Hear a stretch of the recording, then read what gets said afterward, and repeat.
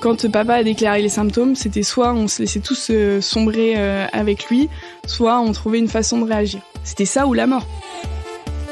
Au Kilimandjaro, il n'y avait plus de maladie du tout, il n'y avait que de la vie. Quand on arrive au sommet, le paysage ressemble un peu à Game of Thrones. Personne ne peut rien me dire aujourd'hui, je fais ce que je veux et si j'ai moitié moins de temps, je vais aller 2 fois plus vite. Ils sont étudiants à Neoma Business School. Ils vivent parfois des expériences complètement dingues. Nous avons eu envie de les écouter.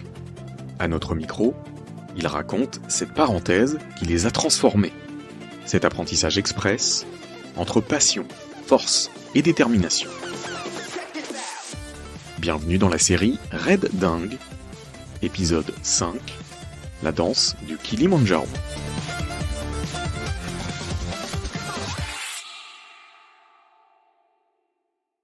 Je m'appelle Charline, j'ai 23 ans. Je suis à Neoma et en double diplôme en STAPS, en management du sport professionnel. Et l'été dernier, j'ai eu l'occasion de gravir le Kilimandjaro avec mon papa atteint de la maladie de Huntington.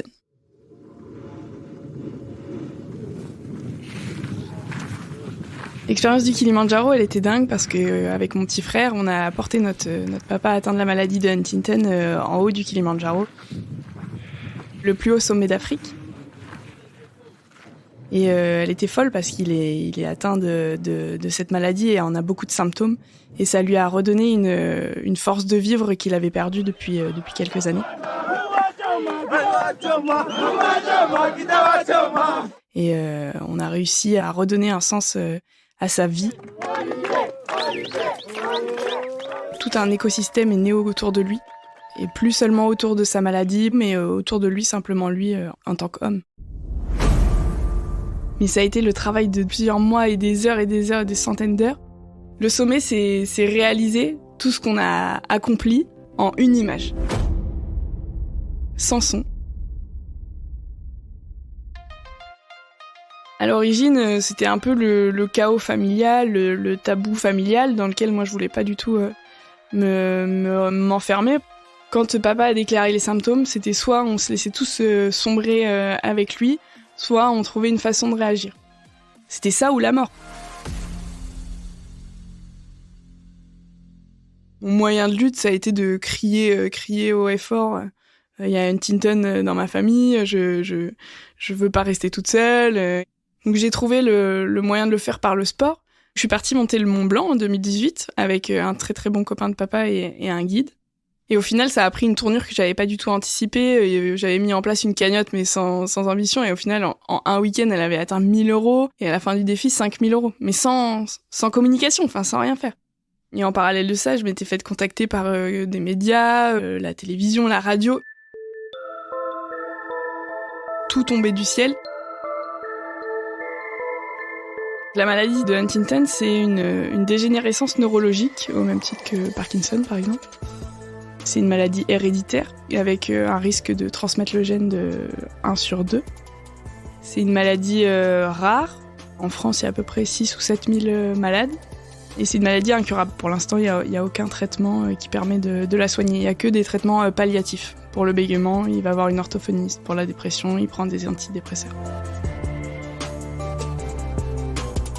Le problème de cette maladie, c'est qu'elle isole, comme toute maladie d'ailleurs. Et en fait, d'avoir fait ça, ça m'a fait me faire entourer. Et de là, je me suis dit, c'est impossible que ça s'arrête, il faut absolument continuer. Et c'est pour ça que j'ai poursuivi et j'ai demandé à mon frère, qui avait 15 ans à cette époque-là, de rejoindre l'aventure. Bon, maman était pas hyper d'accord de tous ces défis au début parce qu'elle voyait vraiment que le danger que ça engendrait. Moi, j'étais tétanisée par ces défis. Sylvie, la mère de Charline et de Théo. Parce que j'avais peur pour nos enfants. J'avais peur. Mais oui, je suis vraiment passée à autre chose. Et d'ailleurs, s'angoisser ou pas s'angoisser, il se passera quelque chose tous les ans. Donc ça sert à rien de rentrer là-dedans. Et il vaut mieux être plus dans l'accompagnement de la situation que d'être dans l'opposition. Ensuite, j'ai demandé à Théo de rejoindre l'aventure en 2019 pour traverser la France à vélo en une semaine. Donc de là où on habite, près de Saint-Pierre-sur-Dive, c'est à 40 minutes de Caen, jusqu'à Cabrières d'Avignon. C'est un peu plus haut que Marseille. Ça fait 1028 km, 120-130 km par jour. Je suis partie faire la traversée de France à vélo une semaine après avoir reçu mes propres tests J'avais commencé 1 an auparavant les tests et donc je les ai reçus en juillet 2019 et donc j'ai été déclarée positive, donc porteuse de la maladie de Huntington. Être porteuse ne veut pas dire être malade. Être porteur, c'est avoir le gène et être malade, ça veut dire déclencher les symptômes. Et donc le gène peut se déclencher n'importe quand. Sur le moment, bon, ça fait un choc, on se dit ok, je suis dans la merde quand même. Mais en fait, très vite, de toute façon, on est passé sur le défi, donc je suis vite passée à autre chose. Il a fallu que je l'annonce à ma mère. Ça a été le moment le plus horrible. Et paradoxalement, ce qui est bizarre, parce que du coup, c'est moi qui suis porteuse, et c'est moi qui la console.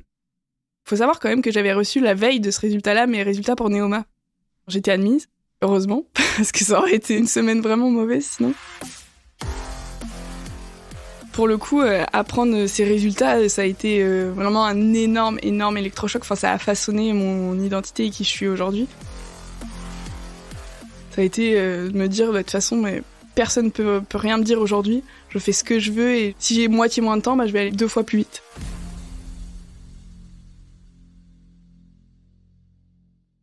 Mon association, c'est On Détonne contre Huntington. Je l'ai créée en 2021, quand j'étais à Neoma. L'idée de l'association, c'est de faire un défi sportif par an.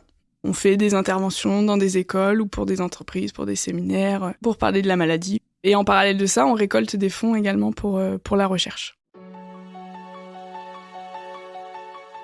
En 2018, j'ai déjà fait le Mont Blanc. Donc on cherchait un nouveau sommet et l'avantage du Kilimandjaro, c'est qu'il est pédestre, c'est-à-dire qu'il n'y a pas besoin de techniques particulières, il n'y a pas besoin de pioler ou d'être encordés les uns aux autres, c'est un chemin de randonnée entre guillemets. Ça le rendait vraiment très accessible pour papa, pour sa façon de marcher, pour une Joëlette en fait, pour lui permettre de monter jusqu'en haut. Donc ça a été ça vraiment les critères, ça a été à la fois de combiner l'exploit sportif que nous on recherche chaque année et à la fois le rendre accessible pour papa. 8-9 mois avant l'ascension, on a monté le projet, on a contacté une agence locale, donc le Kilimandjaro il se fait que à travers des agences qui nous permettent d'entrer dans le parc du Kilimandjaro. Et en parallèle de ça, on a fait faire à papa toute une batterie d'examens médicaux pour être sûr qu'on ne le mettait pas en danger. La semaine avant notre vol, il avait encore un dernier examen médical, un test à l'effort. Et donc vraiment, jusqu'à 4 jours avant le décollage, on ne savait pas si on partirait.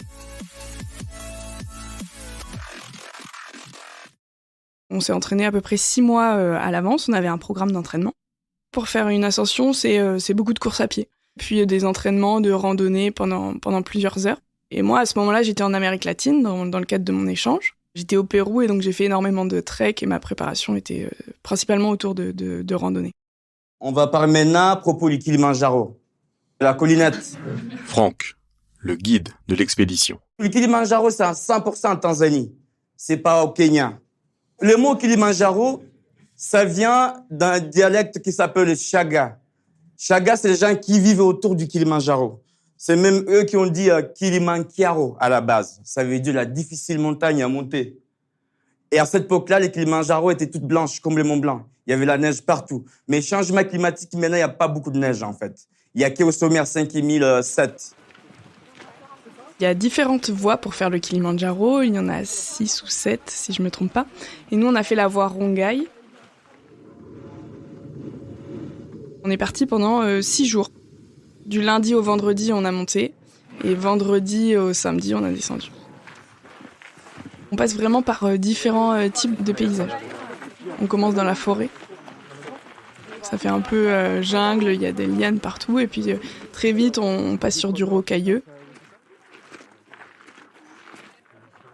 En tout, il y aura presque 90 porteurs. Ouais, c'est une petite village, quoi. Le départ demain, ça va être à 9h. Et là, on aura à peu près donc 2h30. Donc, on va vérifier vos affaires maintenant. C'est tout bon? Ouais. C'est 15 kilos maximum? C'est 15 kilos maximum. C'est les porteurs, en fait, qui portent nos sacs. Nous, on a juste notre sac à la journée, où on a notre eau et à la limite une veste dedans.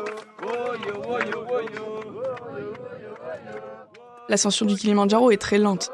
On ne marche pas à un rythme comme on marche quand on fait une randonnée sur du plat. On est à 3460 mètres. Donc on prend notre rythme, on n'est pas pressé. Tous les porteurs et tous les guides nous disent tout le temps Polé, hein. polé, polé. Ça veut dire doucement, doucement. Polé un jour. Je pense qu'on est à 2-3 km/h ou peut-être 3-4. Et au début, c'est difficile à gérer ça parce que sur les premiers jours d'ascension, ça monte assez peu. En fait, le plus gros de l'ascension, c'est le dernier jour. Quand on va au sommet, on fait 1000 mètres en quelques heures. Et donc là, le rythme est justifié. Mais les jours d'avant, il nous faut marcher au même rythme pour qu'on s'acclimate. Ce qui est dur, c'est de réagir à l'altitude. Mais ça, c'est normal, en fait. Mal au crâne, la tête qui tourne, envie de vomir, ça, c'est normal. Les corps réagissent très, très différemment. Tous les grimpeurs qui étaient avec nous, normalement constitués, si je peux dire ça, ont plutôt accusé le coup. Tout le monde avait des symptômes de l'altitude, le mal des montagnes, beaucoup vomissaient, etc. T'as mal à la tête? T'as mal au ventre? On est 3 sur 30 à pas avoir eu de symptômes et papa faisait partie de ces 3-là. T'as eu envie d'arrêter? T'as aucun effet d'altitude? Bah moi ça me gonfle. J'abandonne. C'est pas juste. Tout le monde autour se disait purée, mais si lui il y arrive, moi je suis obligée d'y arriver. Bien joué, bien joué. Après, si tu veux, je peux te mettre sur le trick. Un peu dur. Ah, tu dis un peu dur? Bah purée. Ce qui a été difficile, paradoxalement, c'était pas tant la marche, ça a été tous les moments de vie. Parce que papa, il est de moins en moins autonome sur ses gestes, sur son quotidien. Et donc, il faut constamment l'habiller, lui dire tu mets tel ou tel vêtement, l'aider à manger, parce qu'il fait constamment des fausses routes, donc l'aider à tousser, etc. Lui faire prendre ses médicaments, lui faire se faire une toilette de chat. Et en fait, tout ça, en plus de son propre effort à soi.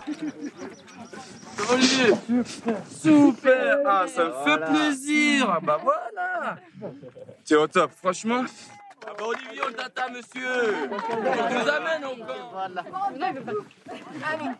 Polé. Demain, on fait 5 heures de marche. Ah. Donc, du coup, à partir de demain, ça commence à monter par rapport du premier jour au deuxième jour. Ça va taper un peu. Donc, on monte. Oh, merde. Oh. T'es debout, papa, s'il te plaît. Ouais, on est un peu en pente. Moi aussi, j'ai failli tomber tout à l'heure. On dormait le soir, chacun dans des tentes, on était 2 par tente. J'ai passé des nuits très très froides, enfin, je me réveillais tout le temps par le froid. On était peut-être dans les -5, -10, donc je dormais très mal et c'était vraiment dur le matin. Après, voilà, les porteurs, ils arrivaient tous les matins avec une bassine d'eau chaude devant notre tente. Ils nous donnaient un petit café ou un thé au pied du lit, donc c'était vraiment incroyable, hein, on était chouchoutés, quoi. Et direct après cette levée, on passait au petit déjeuner dans une grande tente générale. Ouais, c'est chaud. Et là, ça faisait vraiment colonie de vacances, hein, parce qu'on était 30, du coup, à manger sous la même tente. Oh, ma nene! Oh, ma nene! Oh, massa!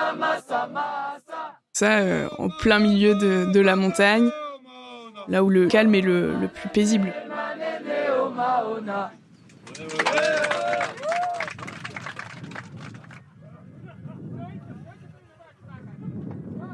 Pendant l'ascension, à un moment donné, le chef guide, Franck, il a présenté les porteurs. Amici, Moses, Emmanuel. Il les a fait passer les uns après les autres au centre d'un cercle en disant leurs prénoms, et donc on les applaudissait. Et après est venu notre tour de nous présenter, nous 30. Et pour le tour de papa, il est allé au centre et il s'est mis à danser au centre du cercle. Tout le monde s'est mis à chanter et il dansait au centre de ce cercle-là. Et c'était fou parce qu'il y avait plus de maladies qui existaient à ce moment-là. C'était juste l'homme qui dansait au centre du cercle et il faisait applaudir comme une star. Et pour Olivier Pipip! Il y avait que de la vie. On lui redonnait une place d'homme parce que on lui posait des questions d'homme et plus seulement de malade et parce qu'on le considérait plus comme malade. Tu me cachais ça, toi? De mettre l'ambiance comme ça? Tu appuies une fois. T'attendais le moment, quoi. Ouais, c'est pas mal du tout. Non, mais papa, en fait, avant d'être malade, c'est un grand blagueur. Hein. Faire le débile, là. Il peut faire le débile, il dit. Mais vas-y, fais le débile.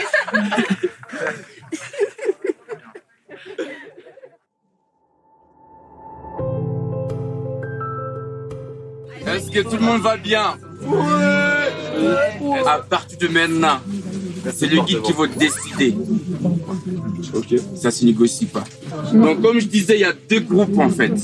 Et le premier groupe va partir à 1h du matin.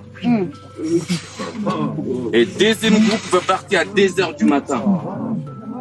On va tous y arriver, hein.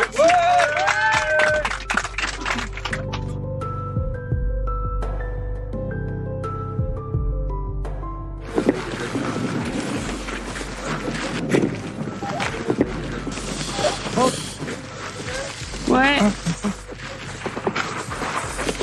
On est un peu stressé. Ça tremble pas? C'est qui tremble. On va marcher, tu vas voir.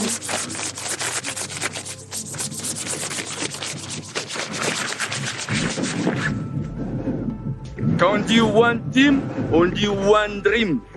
Non-stop to the top. Tout le monde là, tout le monde là, tout le monde là, tout le monde. Olivier, on ne te voit pas là. Allez. One dream! One dream! One dream! One dream! Non-stop! To the top! Non-stop! To the top! One dream! One team! One dream! One team! Non-stop! To the top! Non-stop! To the top! C'est parti mon Kilimanjaro!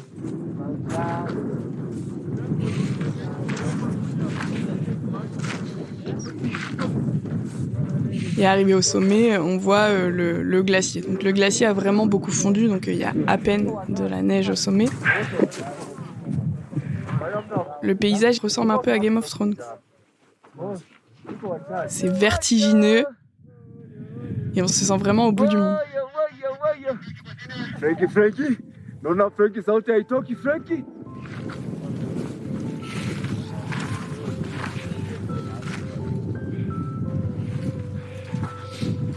Ils sont en train d'arriver, ils sont bientôt là, j'espère. Et il y a eu un passage un peu galère sûrement pour la Joëlette. Tout on les attend, les bras grands ouverts.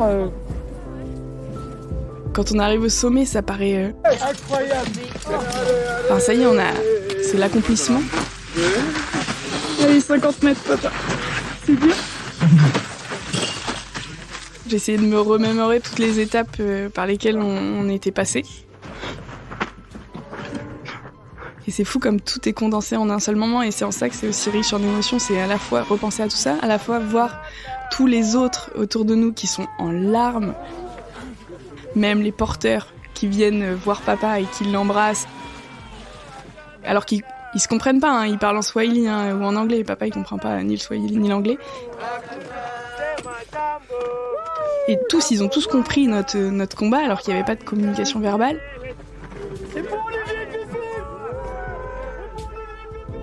On se connaissait pas il y a une semaine, mais pourtant genre, je faisais genre comme une troisième famille. Et tout le monde était en larmes, et le chef guide Franck, il s'est mis à genoux, il s'est mis à prier, il était en larmes. T'as réussi pas? Hein? Et là, on comprend l'ampleur de tout ce qu'on a fait. Incroyable.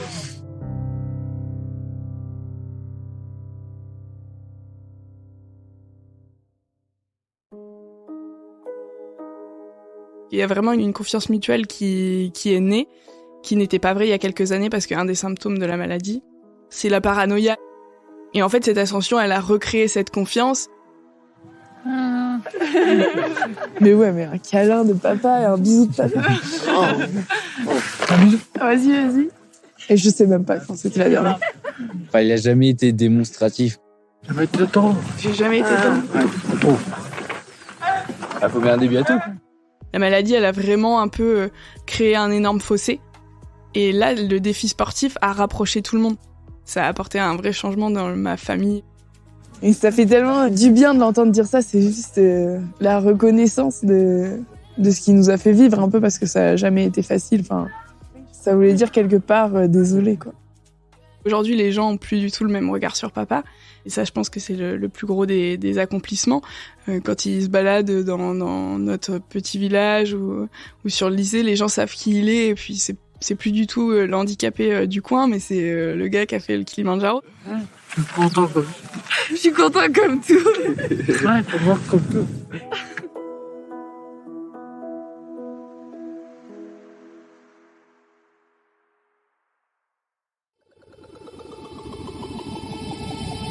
Vous venez d'écouter La danse du Kilimandjaro, le 5e épisode de la série Red Dingue. Une série imaginée et réalisée par Neoma Business School et le studio de podcast Voig. Si vous avez aimé cet épisode, n'hésitez pas à le partager et à le commenter. À bientôt pour une nouvelle expérience complètement dingue.